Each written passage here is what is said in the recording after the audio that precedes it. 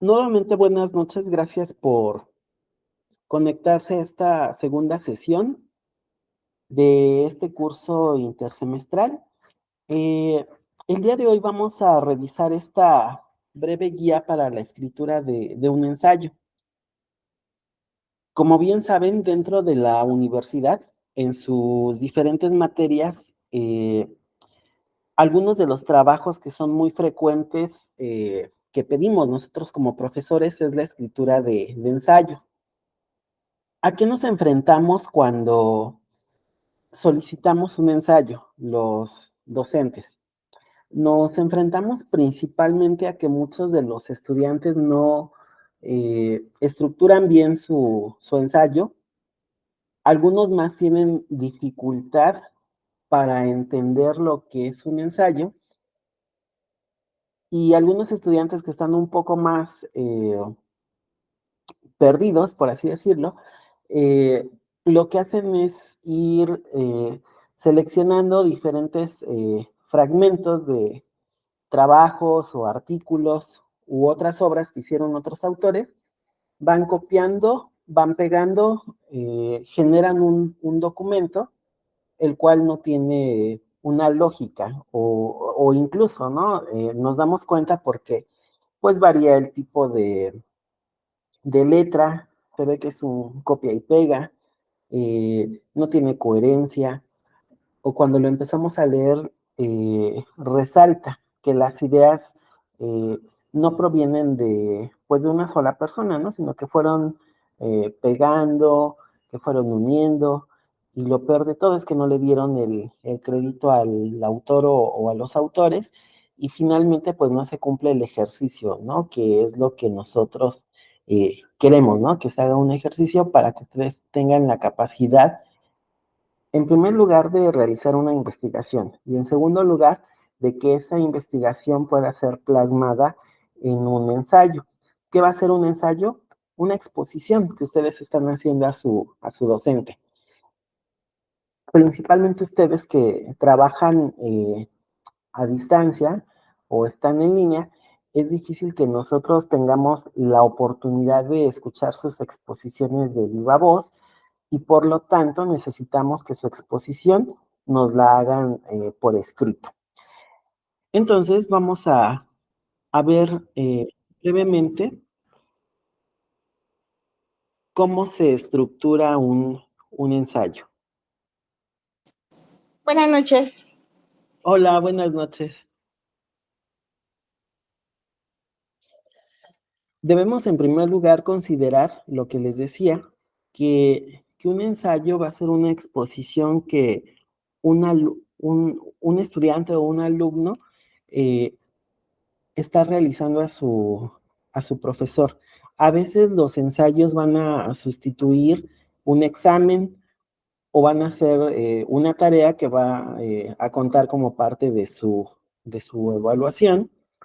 Cuando ustedes van a presentar un ensayo a su docente, deben de utilizar un tono formal.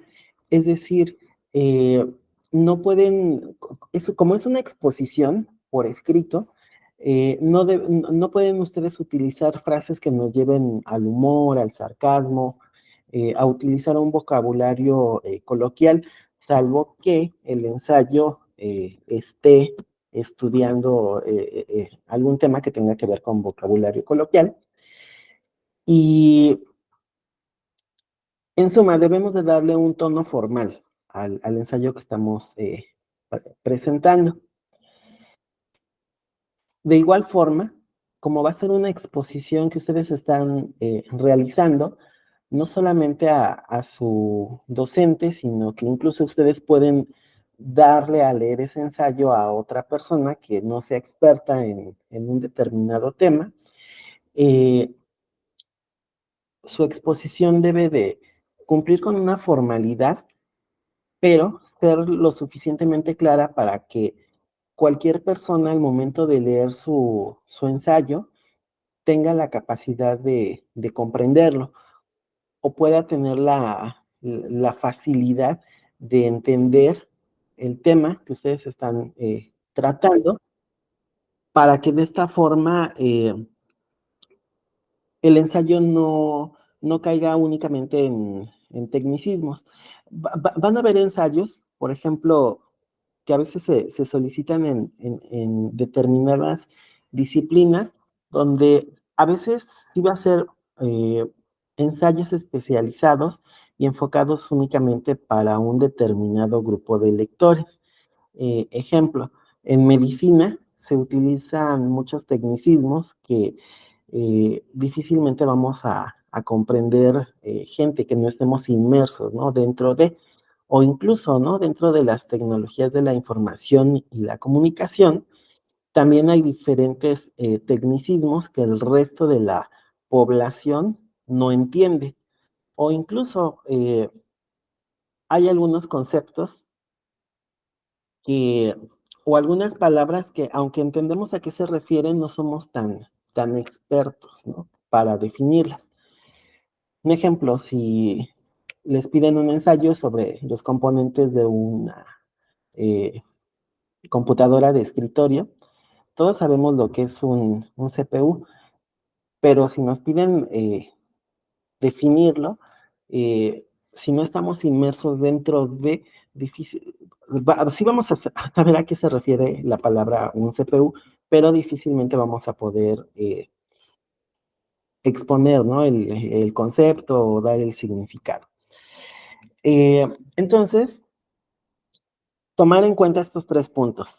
El ensayo utiliza un tono formal, se escribe para un lector que, aunque inteligente, no necesariamente conoce a fondo la materia. Y en tercer lugar, el ensayo va a sustituir o va a ser parte de una evaluación que puede sustituir a un examen o alguna tarea para que nosotros demostremos que ya dominamos ciertos conceptos, que ya hemos adquirido ciertos conocimientos. De igual forma, debemos de tomar en cuenta que un ensayo suele juzgarse de acuerdo con 3 criterios. En primer lugar, un contenido relevante y bien documentado. Cuando a nosotros nos presentan un ensayo, eh, a veces los profesores damos el tema y en algunas otras ocasiones ustedes proponen el tema que vaya acorde con la materia que ustedes están cursando. Los ensayos deben de tener un contenido relevante, es decir, que tengan una utilidad comprobable y que se pueda demostrar y que esté bien documentado. Les voy a poner un ejemplo. A lo mejor yo quiero hacer un ensayo sobre las caricaturas en México. Y junto a mi ensayo va a competir otro ensayo que habla sobre eh, niveles de consumo en televisión por parte de niños y adolescentes en México. Eh, si nos presentan estos 2 ensayos, probablemente nos va a ser más atractivo el segundo ensayo. ¿Por qué? Porque abarca temas más interesantes a únicamente las caricaturas, por poner un ejemplo así muy burdo. Eh, Nos debemos de documentar bien para escribir un ensayo.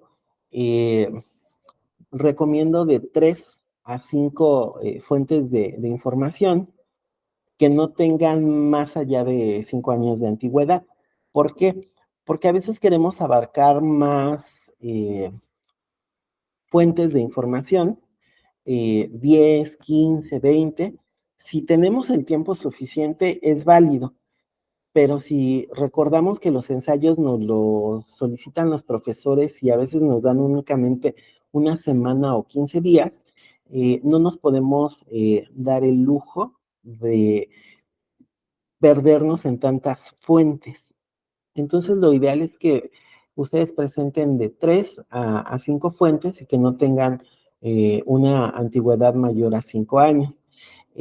Si fueran ustedes a realizar un trabajo más extenso, que en este caso ya no va a ser un simple ensayo, sino ya va a ser una tesis o va a ser una investigación más amplia, pues ya tendrían ustedes que considerar más fuentes de información, pero ya tendrían que construir ustedes un cronograma en cuánto tiempo van a ir consultando esas fuentes de información y a partir de ello ir generando avances para el producto final. Pero para lo que es un ensayo que van a entregar a un profesor para una determinada materia, de 3 a 5 fuentes es más que suficiente. De igual forma, eh, su ensayo debe de contener argumentos que estén bien sustentados, bien organizados y principalmente que estén respaldados por datos que puedan ser consultados y que sean de fuentes confiables. La forma en la que nosotros vamos a respaldar nuestros argumentos puede ser con información cuantitativa o cualitativa. Ejemplo, voy a hacer un ensayo sobre la escolaridad de los jóvenes en la delegación Iztapalapa. Yo voy a ir haciendo mi exposición y en mis argumentos, o para respaldar mis argumentos, puedo presentar cifras o estadísticas de fuentes confiables, puede ser de INEGI, de CONAPO, de la SEP, o de algún otro organismo o institución que genere datos estadísticos y así va a ser muy difícil que alguien me pueda refutar mis argumentos, porque yo estoy argumentando, pero mis argumentos van a estar siendo respaldados por encuestas, por cifras, por estudios, etcétera. En dado caso de que utilicemos información cualitativa para respaldar nuestros argumentos, tenemos en este caso que respaldarnos sobre lo que dicen otros autores que ya han investigado o que han aportado al tema del cual yo estoy haciendo mi exposición.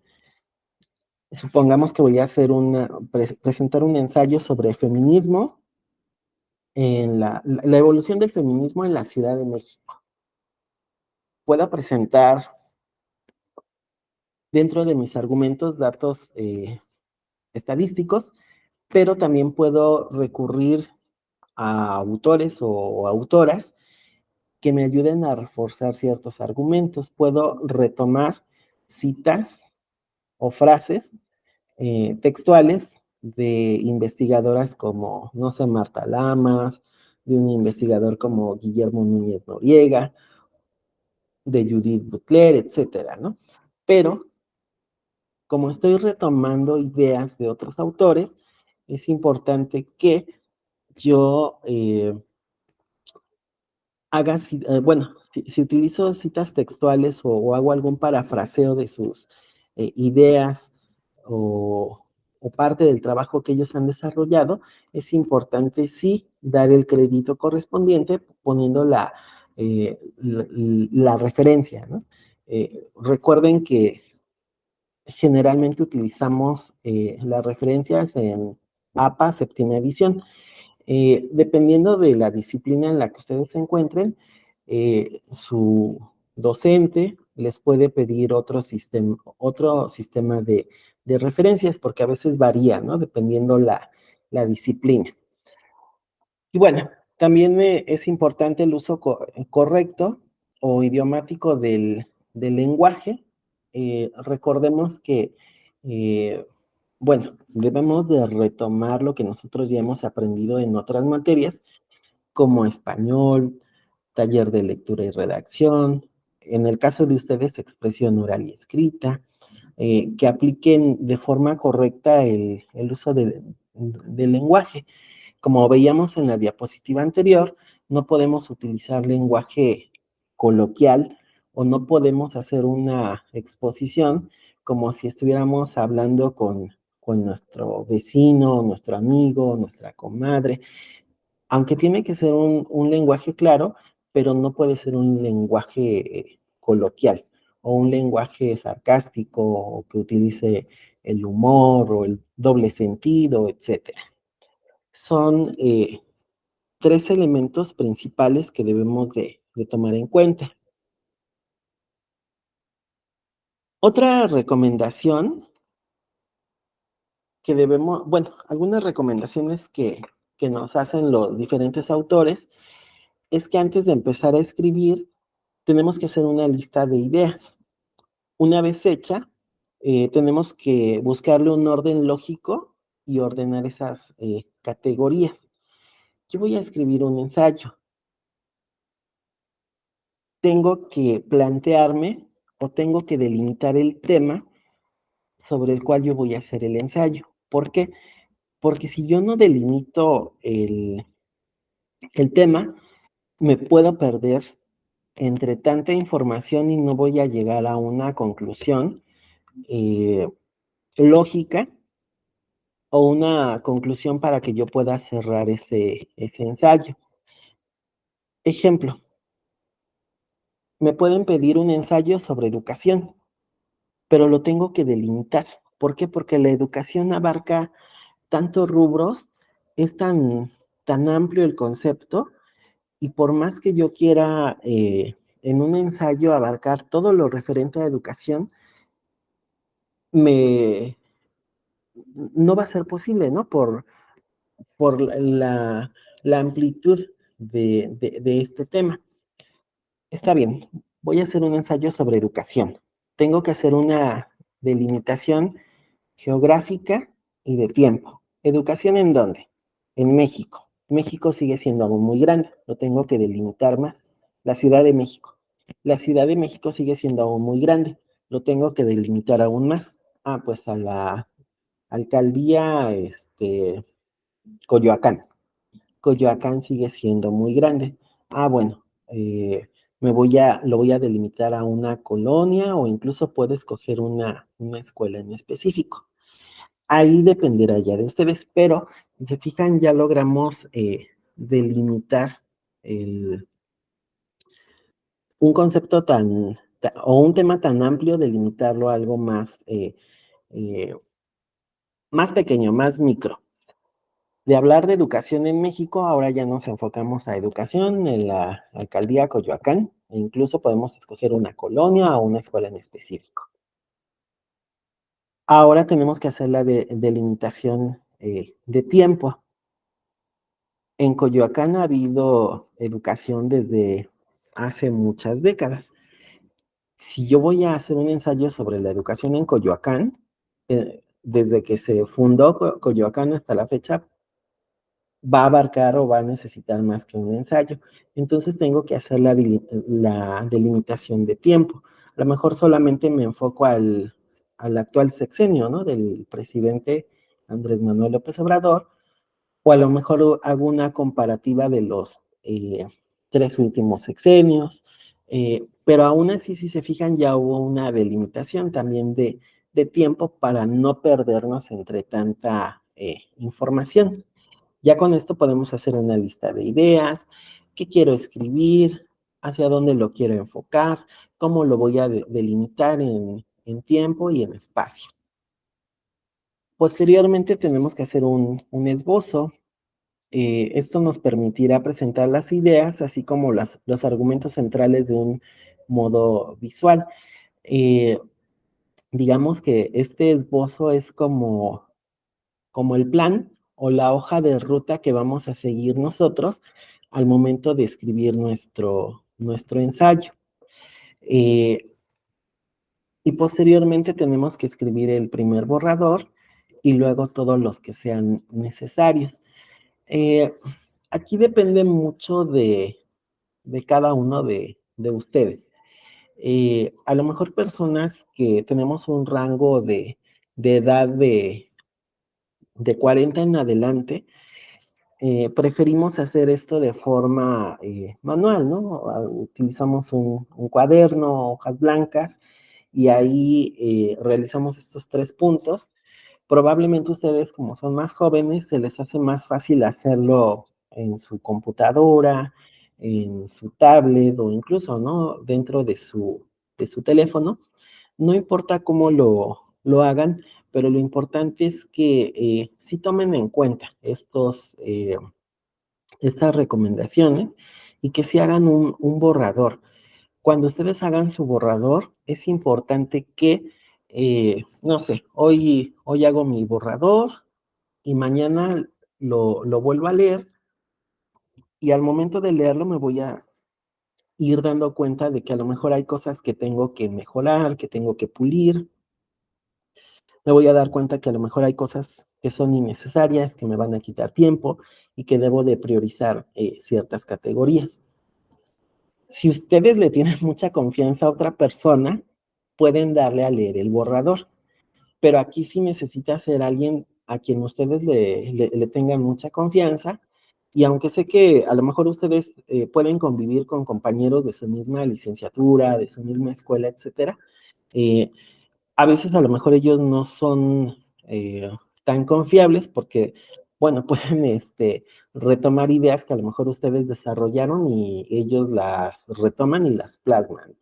Lo ideal es que cuando ustedes tengan un trabajo en borrador, no sea algún familiar o algún amigo que no esté inmerso dentro de su, su universidad o dentro de la escuela en la que ustedes estén, que le dé una revisada y les puede aportar, les puede, a lo mejor, si a ustedes les falla un poco la ortografía o la gramática, les puede decir, ah, mira, es que aquí puedes poner punto, coma, puedes utilizar, estás repitiendo mucho una palabra, puedes utilizar algún sinónimo, o te puedo recomendar tal libro, etcétera. Pero sí es importante que, que, uh, que estos borradores, ya sea que nosotros mismos lo revisemos, o que también le pidamos a alguien más que nos ayude a revisarlo. Enfatizo mucho que sea alguien de su confianza y obviamente, pues si tienen tiempo, ¿no? Pero si les están pidiendo un ensayo para entregarlo o se los piden el lunes y es para entregarlo el viernes, pues sí va a ser muy difícil, ¿no? Que ustedes le den a alguien más a leer su borrador. ¿Qué pueden hacer dentro de la era de la inteligencia artificial? Eh, a lo mejor no es una recomendación tan buena, pero pues yo sé que ya lo hacen. Hay quienes para corregir su redacción o que no, o que utiliza o repiten mucho una palabra, lo que hacen es introducir sus diferentes fragmentos de su ensayo que ustedes están escribiendo, lo introducen a alguna inteligencia artificial y ya le piden que lo mejore o que lo reestructure. Eh, hay quienes son enemigos, ¿no? De que no es que no deben de utilizar la inteligencia artificial. Pero la verdad es que ahí ustedes van a tener que poner en práctica su ética, ¿no? Si el trabajo solamente lo van a utilizar para que la inteligencia artificial les haga sugerencias y les ayude a mejorar, o si van a permitir que la inteligencia artificial haga en la totalidad su trabajo. Creo que si existen estas herramientas son para utilizarlas. Tampoco podemos verlas como parte de que son enemigos o algo parecido, ¿no? Sé que existen profesores que son más tradicionales, pero les digo, aquí es una línea muy delgada entre su ética de ustedes y qué uso le dan a las inteligencias artificiales. Si no tienen a una persona o algún amigo o alguien real que les pueda hacer sugerencias para su borrador, una opción es utilizar alguna inteligencia artificial, más no hagan ustedes que la inteligencia artificial les haga todo su trabajo, ¿no? Porque también se nota, ¿no? O incluso, ¿no? El mismo procesador de textos, Word, eh, les va haciendo ciertas correcciones, les va haciendo ciertas sugerencias, les va marcando, ¿no? Cuando están repitiendo una palabra, etcétera, etcétera. Pero les digo, ya aquí depende de ustedes qué tanta es su ética personal para utilizar estas herramientas. ¿Hasta aquí alguna duda, pregunta o comentario? No, maestro. Bueno, vamos a continuar. Un ensayo consta de 3 partes fundamentales. En este caso es una introducción, un desarrollo cuerpo y una conclusión. Siempre debemos de tener claras estas 3 partes, y en el documento que ustedes entreguen sí es importante que ustedes, eh, al menos en la introducción, sí le pongan introducción. En el desarrollo ahí ya le pueden poner un título, y en la conclusión sí es importante ponerle conclusión. ¿Por qué? Porque hay ocasiones en que presentan trabajos y se van de corrido, ¿no? El título y empiezan. Y no se ve esta separación o esta, sí, la separación de estos 3 tiempos. Eh, Desde mi punto de vista y desde el punto de vista de autores y de profesores, sí es importante que la introducción, sí venga el título introducción y posteriormente la desarrollen. Al desarrollo sí le pueden dar un título y pueden tener temas o subtemas dentro del desarrollo. Y la parte de la conclusión sí es importante poner conclusión y luego redactar. Les digo porque a veces como estudiantes damos por sentado que el lector o su profesor o sus compañeros van a identificar estos 3 momentos, pero incluso si ustedes toman un libro, cualquier libro que tomen ustedes y dice claramente introducción y luego ya vienen los temas desarrollados y luego dice conclusión. Entonces sí tenemos que respetar esos 3 tiempos. Ahora vamos a ver en qué consiste cada uno de estos tiempos. La introducción le va a indicar al lector y también al autor, a quien está redactando y está presentando su exposición, cuál es el propósito de lo que se escribió.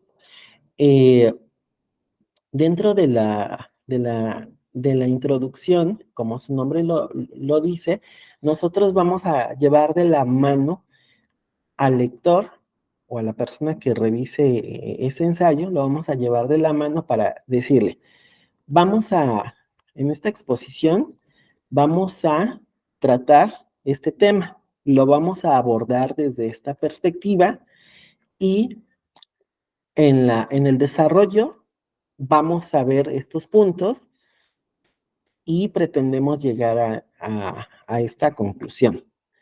Eh, en este caso, la introducción no debe de ser muy amplia, porque a final de cuentas es simplemente una introducción. La parte más amplia va a ser dentro del desarrollo. ¿Qué recomendaciones nos hacen? Que no se extenderá más de un párrafo, a lo mucho 2 párrafos. Y dentro de estos 2 párrafos va a haber una breve introducción general del tema. Si vamos a hablar sobre educación, pues hacemos una breve introducción muy general del tema de educación, ahí mismo haciendo la delimitación, espacio, tiempo. Y seguida va a venir la tesis, la cual indicará la interpretación de las implicaciones de la pregunta, así como el orden que seguirá el ensayo.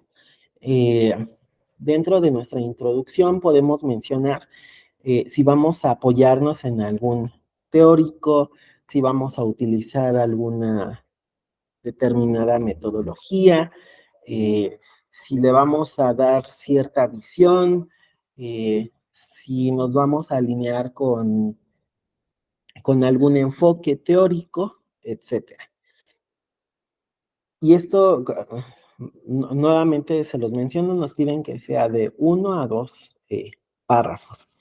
¿Por qué? Porque la parte más sustancial va a estar dentro del desarrollo.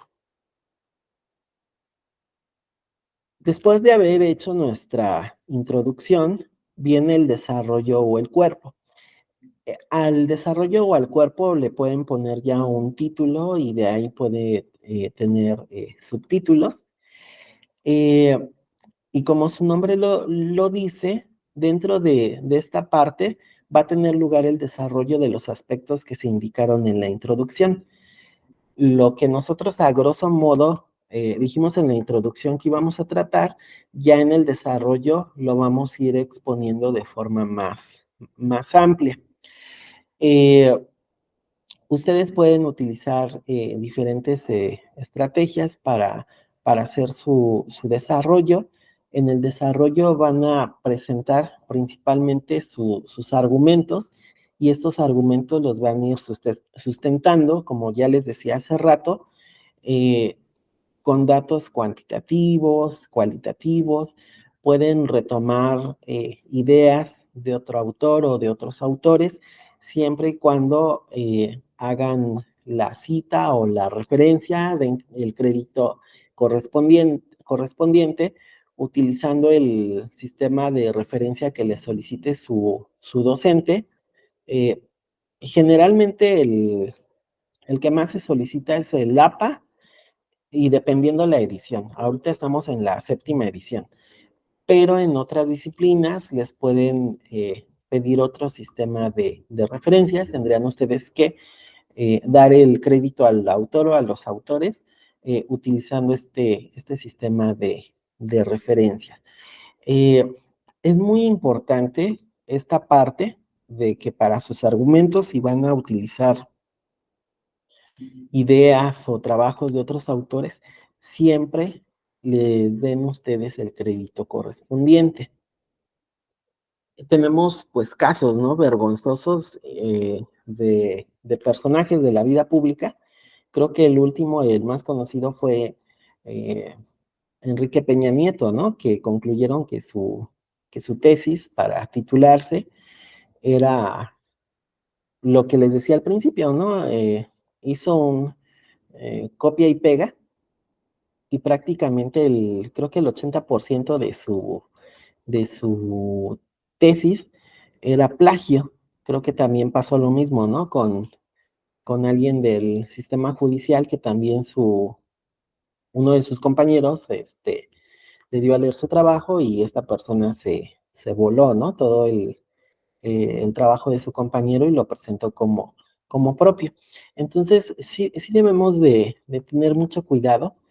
Eh, a mí me han presentado trabajos donde en cuanto empiezo a leerlos digo, no, es que el estilo de redacción empieza de una forma y conforme lo desarrolla ya se ve que no son ideas del estudiante, sino que empezó a hacer un copia y pega y ya no hay incluso coherencia, incluso a veces hasta dejan el diferente tipo de letra, ¿no? Es así como que eh, muy obvio.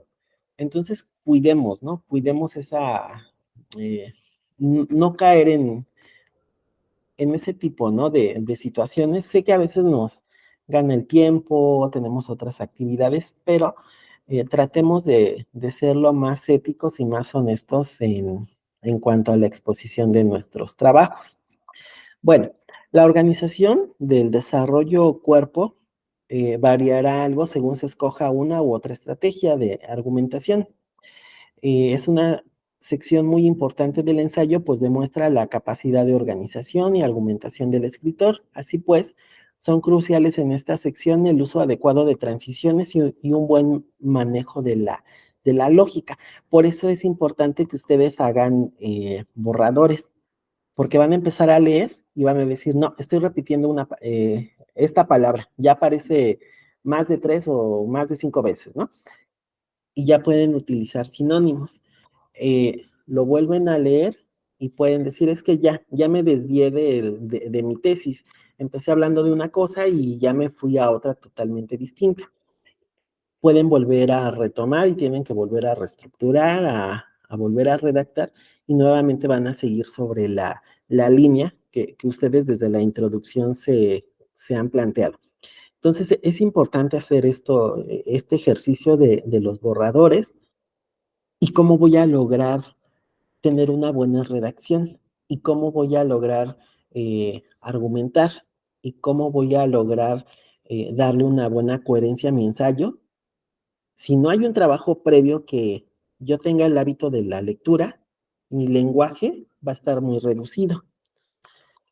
Al no tener yo el hábito de la lectura, no voy a tener argumentos para presentarlos dentro de mis diferentes ensayos. En la medida en la que nosotros nos hagamos el hábito de la lectura, vamos a ir adquiriendo un vocabulario más vasto, más amplio, y esto va a permitir que expresar nuestras ideas sea más fácil. Pero si no tengo el hábito de la lectura, mi vocabulario va a ser más reducido y aunque yo quiera expresar y estructurar ciertas ideas, se me va a dificultar más. ¿Por qué? Porque no tengo un bagaje cultural que me permita echar mano para utilizarlo y plasmarlo dentro de mis diferentes trabajos. Por eso va muy de la mano, ¿no? Si ustedes no tienen el hábito de la lectura, cuando se les pida que redacten, va a ser prácticamente imposible o va a tener muchas deficiencias su redacción, sea para un ensayo, para una tesis, para una reseña o para otro tipo de trabajos. eh, si no hay lectura previa, si no hay hábitos de lectura previos, si no hay bagaje cultural, nos va a resultar más difícil. Por eso es importante que ustedes estén a buen tiempo. Si aún les cuesta trabajo tener el hábito de la lectura, lo que les decía en la sesión anterior, vayan desarrollándolo. Les va a ser muy útil para este tipo de trabajos. Bueno, el ensayo académico no suele hacer uso de la descripción ni de la narración, sino de la exposición. Lo que les decía, el ensayo va a permitir a su docente o a la persona que le solicitó el ensayo escuchar una exposición de ustedes, a lo mejor no de manera oral, pero sí escrita. Ustedes van a tener un tema, ese tema va a estar delimitado y ustedes de forma escrita le van a exponer al lector lo que ustedes investigaron, ustedes van a defender sus argumentos y van a llegar a una conclusión. Entonces, un ensayo es una exposición propiamente. Esta exposición va a tener en un primer momento una tesis, es decir, una idea central o algo que ustedes están defendiendo y pretenden demostrar dentro de toda esa exposición. Eh, Ahora bien, dependiendo del propósito, el escritor utilizará una u otra estrategia de argumentación. ¿Cuáles son estas estrategias de argumentación? Dentro de su ensayo pueden ustedes hacer un análisis, pueden analizar un tema.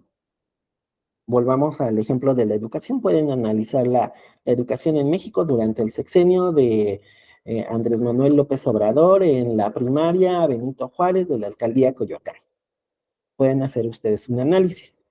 O pueden darle el enfoque de comparación y contraste. Pueden comparar la educación dentro del sexenio de Andrés Manuel López Obrador, comparado con el sexenio de Felipe Calderón o de Ernesto, no, de Enrique Peña Nieto, etcétera. Ahí pueden hacer ustedes una comparación y un contraste, y a lo mejor dentro de su ensayo pueden utilizar estadísticas que se generaron dentro de estos dos sexenios, por poner un ejemplo.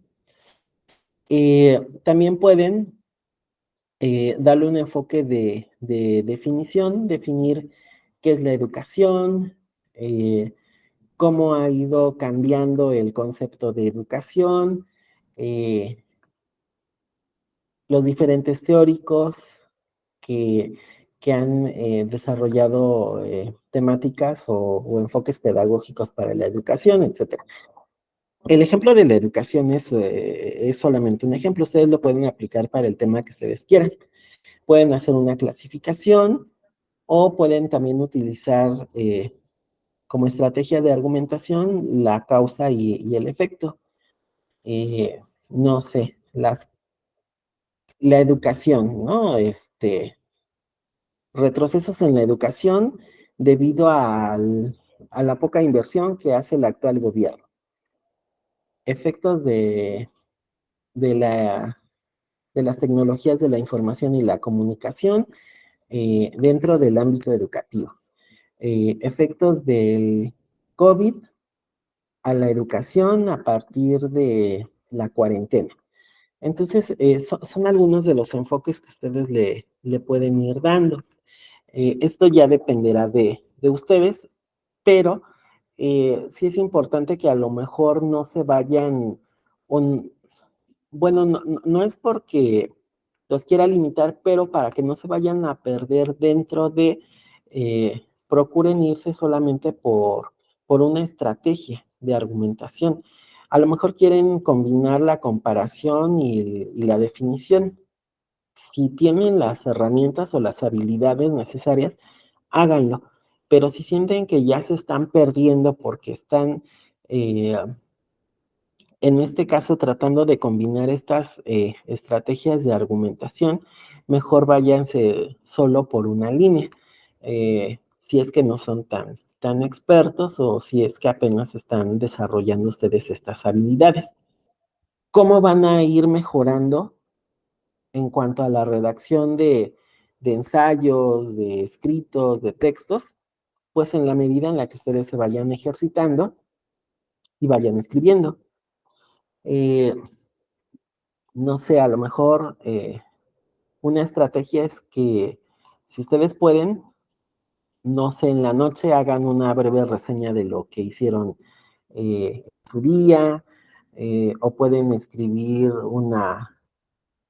no sé, sus memorias, sus pensamientos, y esto va a ser un ejercicio para que ustedes puedan ir aprendiendo a tener mayores, más bien a tener mayores habilidades para redactar y para expresar sus ideas, sus pensamientos, sus argumentos, etcétera. Sé que hoy en día pues, ya nos da un poquito más de flojera, eh, ha caído mucho en desuso el redactar.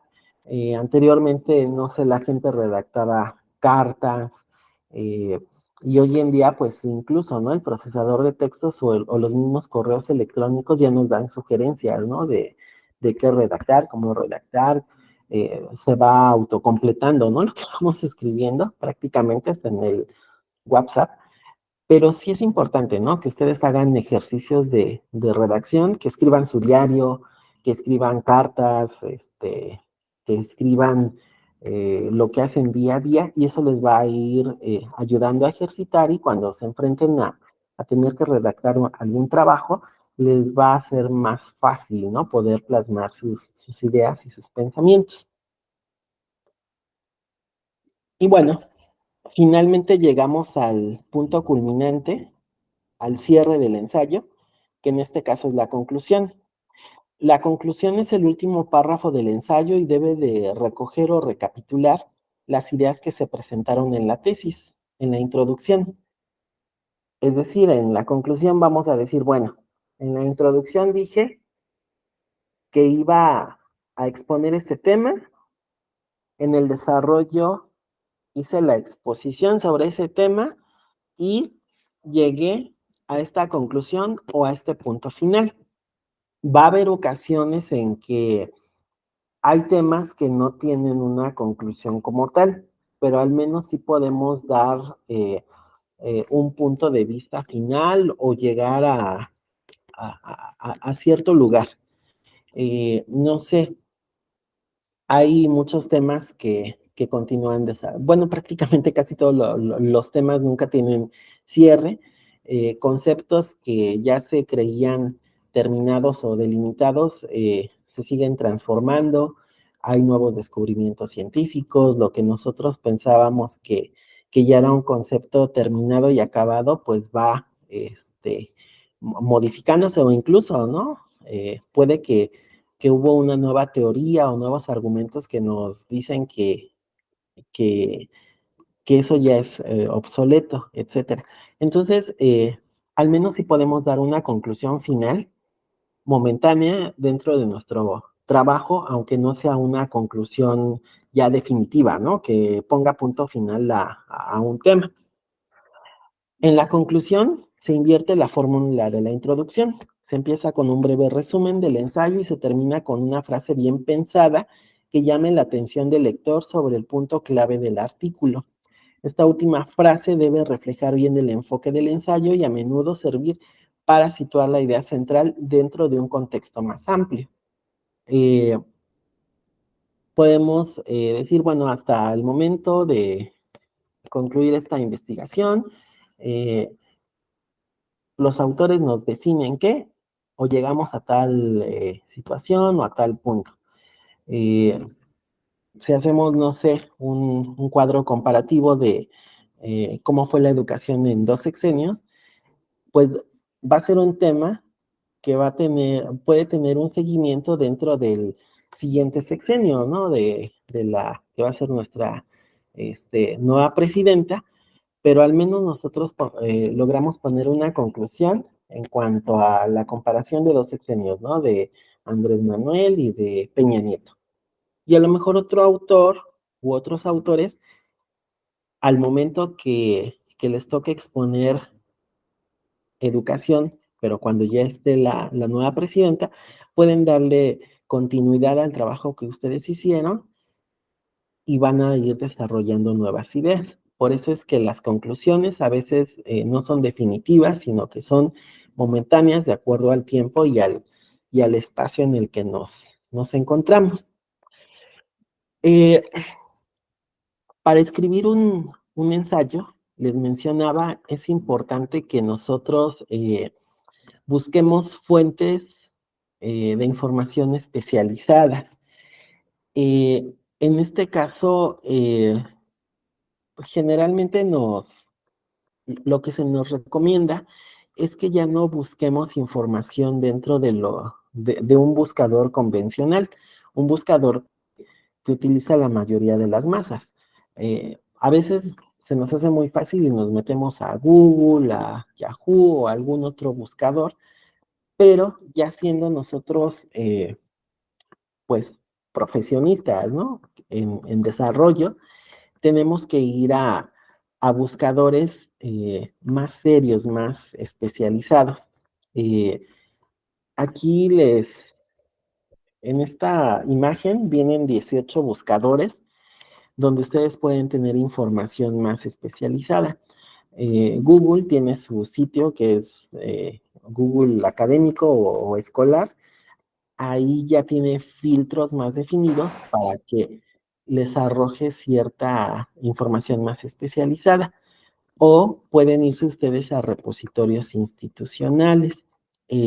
Los repositorios institucionales van a recoger libros, tesis, artículos, eh, revistas especializadas, eh, y generalmente cada universidad tiene sus repositorios institucionales. La misma Universidad Rosario Castellanos, dentro de su sitio electrónico, tiene su repositorio institucional, pero si no, pueden ir a la red mexicana de repositorios y ahí les aparecen todos los repositorios a los que ustedes pueden ir. Bueno, los más grandes es la UNAM, lo que era CONACYT, eh, y repositorios de otras universidades o instituciones. Si ustedes dominan el inglés, pues se van a encontrar repositorios que están totalmente en inglés de universidades extranjeras. Eso ya dependerá ahora sí que de las habilidades de cada uno de ustedes, pero si se fijan en este listado, van a ver que varios de esos repositorios ustedes ya los han visitado o han leído ustedes artículos de estos repositorios institucionales, ¿no? No sé, yo creo que los que ustedes van a reconocer más es el 11, el 12 y el 13. Muchos de los artículos que les dan a leer dentro de la universidad vienen de revistas que están dentro de estos repositorios institucionales. O les digo, existe la Red Mexicana de Repositorios Institucionales y esta también les ofrece una larga cantidad de sitios donde ustedes pueden obtener información. Eh, y es que a veces nos vamos, les decía, a buscadores bueno, buscadores que son más masificados como Google, pero sí nos lleva a encontrar trabajos que no son tan especializados y muchos de ellos incluso son de dudosa procedencia. Por eso es importante que ustedes se vayan habituando a buscar dentro de estos repositorios y que también, como son más especializados, cuando nosotros nos ponemos a leer estos textos, también nos vamos volviendo un poco más expertos, vamos utilizando ya un lenguaje un poco más científico, recomendación así básica, ¿no? Y perdón que les insista, tengan siempre a la mano un diccionario. Sé que a veces se presta burla, que dicen, ay, ¿cómo voy a traer mi diccionario? Pero es que, pues muchas veces somos poco conocedores del amplio vocabulario que tiene el español. El español es muy rico y realmente no utilizamos todos los términos que nos ofrece el español. Eh, Siempre a los estudiantes se les recomienda que lean un clásico, ¿no? Como el Quijote de la Mancha, porque Miguel Cervantes utiliza gran parte del vocabulario bueno, del castellano clásico, y si ustedes lo leen, incluso se van a dar cuenta que no dominan o no conocen muchas de estas palabras. Eh, es igual indispensable que lean ustedes clásicos, ¿no? Como la Ilíada, la Odisea, la Eneida, y se van a dar cuenta ahí que van a decir, es que no entiendo, ¿no? ¿Por qué? Pues porque aparece mucho vocabulario que a lo mejor ha caído en desuso. Ustedes han visto que las nuevas generaciones incluso ya no pronuncian bien ciertas palabras, ¿no? En castellano, o van utilizando ciertos términos pues, que vienen de otras partes de Centroamérica o Sudamérica, que no están bien pronunciadas. Entonces, sí, es indispensable retomar este tipo de lecturas en la medida de lo posible. Sé que a lo mejor se los pidieron en el bachillerato que leyeran a estos autores, pero si pueden hacerlo, si pueden volver a leer la Odisea, la Ilíada, la Eneida, o si pueden leer el Quijote, ahí se van a dar cuenta de que nos falta mucho adquirir mayor vocabulario y tengamos ahí nuestro diccionario, nos va a ayudar muchísimo. ¿Hasta aquí tienen alguna duda, alguna pregunta, algún comentario? ¿Ya se asustaron? Ah, no, maestro, creo que no. No, todo Sí, claro. ya nos asustamos. Ah, pero todo bien, profe, gracias. Sí, es que sí, realmente, bueno, cada uno de ustedes haga ese ejercicio, ¿no? Y recuerden, para ustedes no, si no quieren compartirlo aquí en el grupo, pero ¿cuántos de ustedes, si lo leyeron en bachillerato o en la secundaria, pero últimamente, quién ha retomado este tipo de lecturas, ¿no? Que son clásicos. La Ilíada, la Odisea, la Eneida. ¿Quién de ustedes últimamente ha leído el Popol Vuh o alguno de estos libros, ¿no? O incluso, ya no me voy tan lejos, que lean ustedes, no por el sentido religioso, sino por lo vasto que es el lenguaje, un libro como la Biblia. Eh, si ustedes han visto a estos predicadores, llegan a las casas y nos envuelven, ¿no? ¿Por qué? Porque se saben bien su libro e incluso a veces nos quedamos perplejos porque empiezan a hablar y ni les entendemos, ¿no? ¿Por qué? Porque se van volviendo expertos, ¿no? En lectura, en retomar ideas, en retomar argumentos y en retomar todo este tipo de idioma del castellano que a veces ya lo tenemos en desuso. Eh, Escuchen, ¿no? A algunos de nuestros cantantes, tanto mexicanos como sudamericanos y se van a dar cuenta que sus canciones no están muy bien estructuradas, tienen un muy limitado uso del castellano o del español y han deformado, ¿no?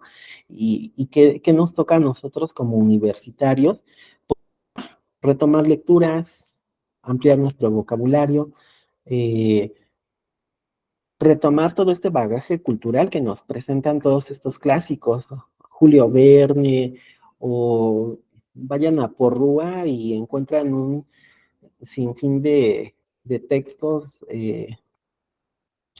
clásicos que nos pueden ayudar mucho a reforzar nuestra lectura y a adquirir mayores habilidades para redactar. O si ya no se quieren ir a los clásicos, pues retomen muchas de las lecturas que sus profesores les dejan dentro de la licenciatura en la que ustedes estén inscritos.